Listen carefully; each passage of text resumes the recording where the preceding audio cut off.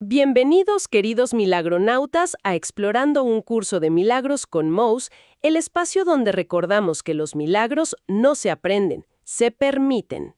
Qué alegría estar nuevamente aquí, compartiendo esta exploración. Sí, estoy muy emocionada porque hoy tenemos entre manos un material que verdaderamente funciona como un mapa del tesoro para la mente.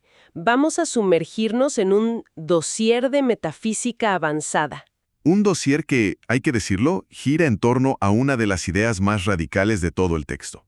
Exacto. La lección 70. Mi salvación procede de mí. Y a ver, suena bellísimo, casi como para enmarcarlo o ponerlo en un calendario motivacional. Pero la realidad es que el curso dice que el miedo no es real. Pero inténtalo recordar cuando estás en medio de una discusión. Claro, o cuando sientes que las circunstancias literalmente te acorralan. Ajá. Ahí es donde esta idea tiene que dejar de ser poesía y convertirse en práctica. Y es una práctica que implica un trabajo profundo, de absoluta demolición de nuestras viejas estructuras.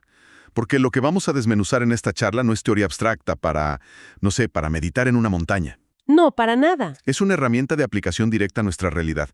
El objetivo de este espacio hoy es entender cómo esta lección es, de manera literal, la demolición del victimismo. La demolición del victimismo, me encanta cómo suena eso. Y vamos a aterrizar estos conceptos metafísicos en la vida moderna, en este 2026, porque estamos navegando una época de altísima estimulación e incertidumbre. Lidiamos con la ansiedad de tener nuestra salud hipermonitoreada por algoritmos. Uy, sí.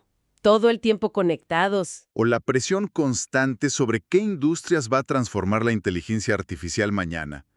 Todo este panorama de economías descentralizadas que parecen dictar si podemos o no tener paz mental. Totalmente. Así que la misión es comprender cómo pasar de ser rehenes emocionales de todo este entorno a recuperar la soberanía total sobre nosotros mismos. Fíjate que al leer el dossier y ver el enfoque en el capítulo 21 del texto, donde se aborda esto de la responsabilidad de la percepción, te juro que sentí que me movieran el piso. Es que sacude bastante. Sí, porque básicamente nos plantea que el mundo que vemos no es un hecho objetivo, sino una proyección.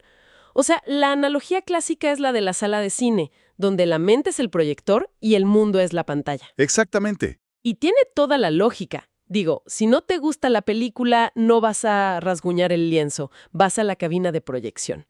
Pero, a ver, pongamos un ejemplo súper terrenal para quienes nos escuchan hoy. Si alguien recibe un correo de su jefe con un tono pasivo-agresivo o ve una noticia alarmante sobre el mercado, la reacción inmediata es sentir que el ataque viene de afuera. Siempre. El ego siempre señala hacia afuera. Entonces, ¿cómo damos ese salto de tener una mente que solo reacciona a asumirnos como una mente causal? Y si la verdadera práctica espiritual no es cambiar el mundo, sino cómo lo interpretamos. Esa es la pregunta clave. Ese salto es, en esencia, lo que el curso llama el milagro.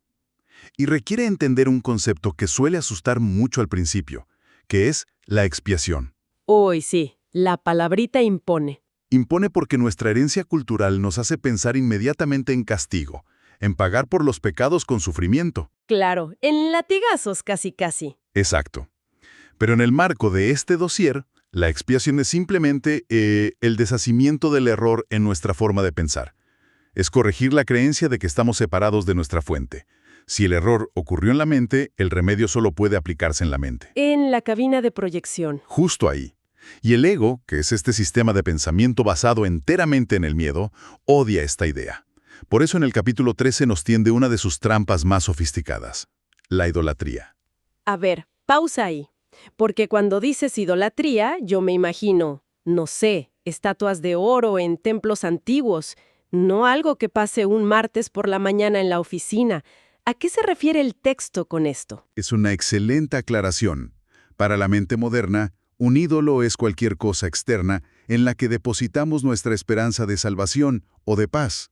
Convertimos en ídolos al dinero, a una pareja perfecta, a la validación en redes sociales. A los likes. A los likes totalmente, o incluso a una rutina inquebrantable de bienestar físico.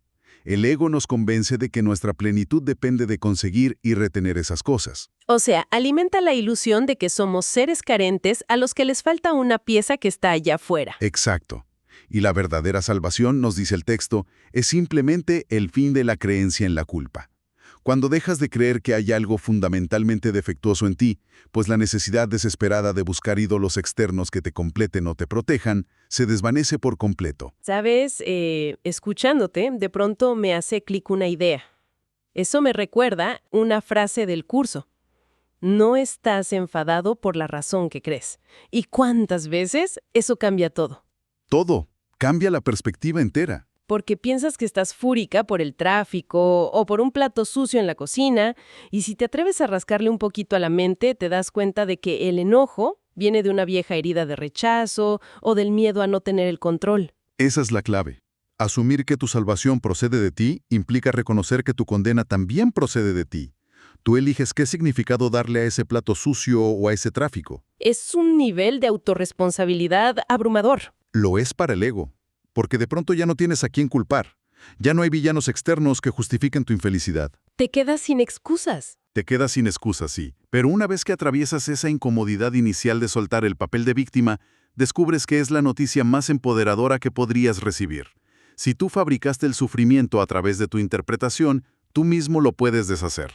Híjole, está cañón asimilar eso, sobre todo cuando volteamos a ver temas como la salud física. Porque el dossier también nos lleva al manual para el maestro y toca un tema súper espinoso, que es la magia. Ah, la magia. Sí. Y obvio no estamos hablando de sacar conejos de un sombrero. Entiendo que se refiere a intentar resolver un problema de la mente usando soluciones físicas. Así es. Pero quiero que le demos doble clic a esto, porque en pleno 2026, nuestra magia favorita es la tecnología médica y el biohacking. Vivimos pegados a monitores, el anillo nos dice si dormimos bien, el parche nos mide la glucosa, una app nos dice si estamos estresados. Nos está diciendo el curso que todo eso es una trampa. Es fascinante ver cómo hemos sofisticado nuestros ídolos. A ver, el curso nunca te va a pedir que rechaces las herramientas del mundo de la forma. No hay ningún problema en usar un reloj inteligente o tomar un medicamento. Ok, eso da un poco de alivio. El problema, o la magia en términos del curso, radica en dónde depositamos nuestra fe. Si tú despiertas sintiéndote maravillosamente bien, llena de energía, pero miras la pantalla de tu reloj y el algoritmo marca rojo indicando que tu recuperación fue pobre, ¿qué pasa? Se te arruina el día. Empiezas a bostezar nada más de verlo. Exacto. Tu día se arruina. Empiezas a sentirte fatigada porque le otorgaste al algoritmo la autoridad sobre tu estado de ser. Eso es magia. Es creer que una causa externa tiene poder sobre tu mente. ¡Wow!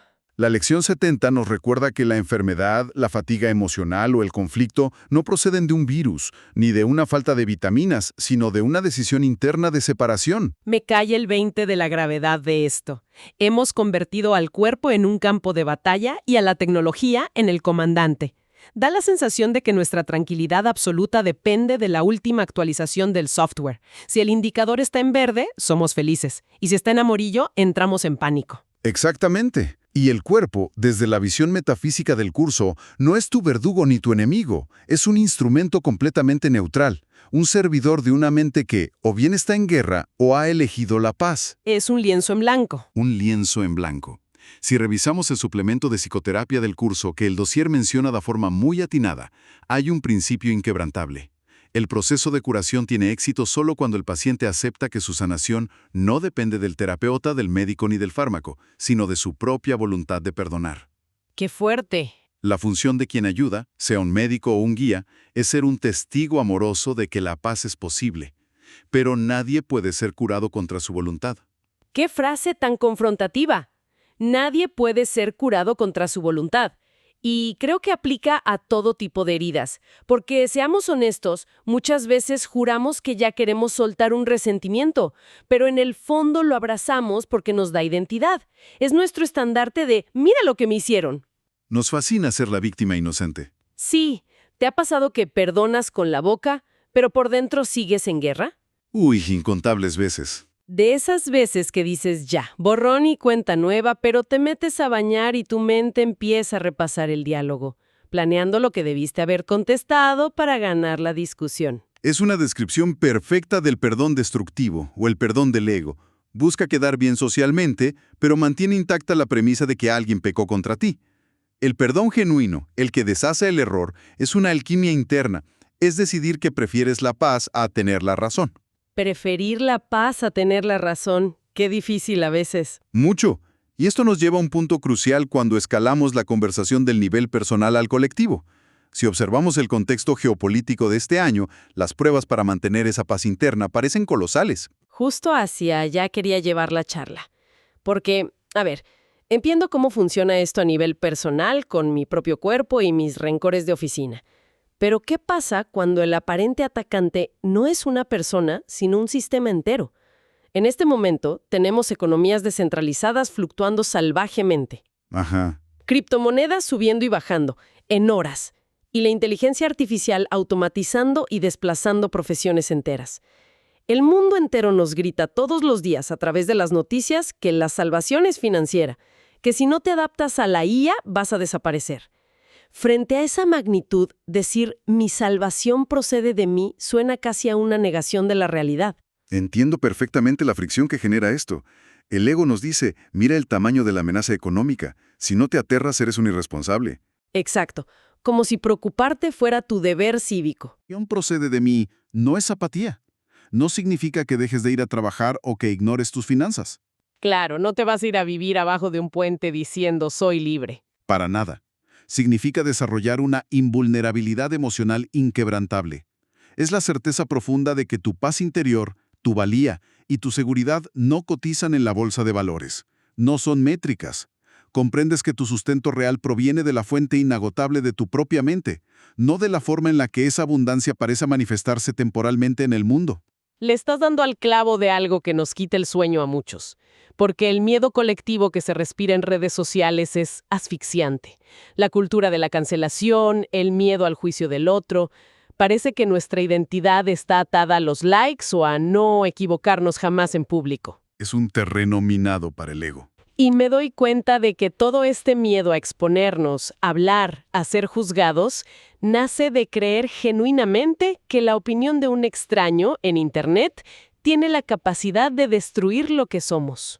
Y el ego ama esa dinámica de las redes sociales, porque fragmenta y clasifica los aparentes ataques. Te dice, un comentario de tu madre duele un nivel 10, pero un comentario de un troll anónimo duele un nivel 2. Crea una jerarquía de ilusiones. Claro, les pone valor. Pero si tu salvación y tu identidad están aseguradas internamente, el juicio externo simplemente no tiene sustancia, choca contra un muro de luz y desaparece. Cuando el curso dice no hay grados de dificultad en los milagros, nos invita a ver que perdonar una traición o un mal comentario en redes es en realidad el mismo proceso interno. Soltar la interpretación y recordar el amor. Es el mismo mecanismo, sí. Qué liberador es darte cuenta de que el tamaño del problema es solo otra ilusión de la pantalla de cine. Ya sea la IA amenazando tu industria o un hater en Internet, el trabajo en la cabina de proyección es exactamente el mismo. Esa es una síntesis magistral. Todo es ilusión. Por ende, deshacer una pequeña molestia requiere el mismo poder milagroso que deshacer un terror global. Me encanta. Y para coronar toda esta enseñanza, el dossier nos remite a un suplemento hermosísimo llamado El Canto de la Oración. Es vital tocar esto porque redefine por completo lo que hacemos cuando pedimos ayuda. A ver, cuéntame de eso. Históricamente la oración se ha entendido como una súplica. Le rogamos a una deidad externa y distante que por favor arregle el caos, que intervenga en la bolsa de valores, que quite la enfermedad o que nos traiga a la pareja ideal. Que cambie la película. Exacto. En otras palabras, le pedimos a Dios que baje y arregle la película en la pantalla. Y le damos instrucciones bien precisas además. Por favor que me llamen de este trabajo específico mañana a las 10 de la mañana. Pero si pedimos cosas del mundo material, seguimos atrapados en la magia, ¿no? Le estamos pidiendo a la fuente que valide nuestras ilusiones de carencia. Has tocado el punto central. Si rezas para que un ídolo te salve, estás reforzando tu creencia en los ídolos. El canto de la oración nos enseña que la verdadera plegaria no es pedir cosas, es una elevación de la mente, un ascenso de conciencia. Un ascenso. Es un acto de comunión silenciosa donde no pedimos que se nos dé nada, porque experimentamos el recuerdo de que ya se nos ha dado todo. Reconocemos que, a través de la autorresponsabilidad divina, al aceptar que somos uno con la fuente, ya somos libres. Es dejar atrás el rol de pedigüeños cósmicos para simplemente aceptar la gracia que ya está instalada en nuestro ser. De pedigüeños a receptores de la gracia. ¡Qué giro tan brutal! Es que le damos tantas vueltas al asunto, buscamos tantas técnicas y rituales, cuando en el fondo todo se reduce a este cambio de identidad. Pasar de vernos como víctimas minúsculas, a merced de los caprichos del mundo, a reconocernos como el cielo mismo donde transcurre la tormenta. Somos intocables. Intocables. Esa es la palabra. Claro, que requiere estar muy alertas, porque el ego es sigiloso. Es muy fácil estar lavando los platos y cacharnos en el pensamiento de si tan solo este proveedor me pagara a tiempo, yo estaría en paz. Ese microsegundo, justo ese instante de incomodidad, es nuestra invitación a hacer el milagro, a respirar y decir, mi salvación no procede de esta transferencia bancaria, procede de mí. Y para ir cerrando esta exploración con una perspectiva que nos rete a ir todavía un paso más allá de lo que plantea explícitamente el dossier, me gustaría dejar una reflexión, una especie de provocación para todos los que nos acompañan. Venga. Hemos hablado de cómo recuperar la paz individual, de blindarnos emocionalmente frente a la salud, la economía y el juicio. Pero, ¿qué pasaría si comprendiéramos que la mente no está aislada? Si el mundo es verdaderamente una proyección de la mente, ¿qué impacto tiene tu paz mental individual en el tejido de la conciencia colectiva? A ver, explícame más eso porque suene que nuestra paz no es solo un refugio personal, sino una especie de responsabilidad con el todo. Exacto. Imagina por un momento que la tranquilidad radical que eliges hoy, ese instante donde decidas no reaccionar con miedo ante una noticia de la IA o no ofenderte por un ataque, literalmente altera el campo cuántico o la mente colectiva a tu alrededor. Cambia la vibración. Sí.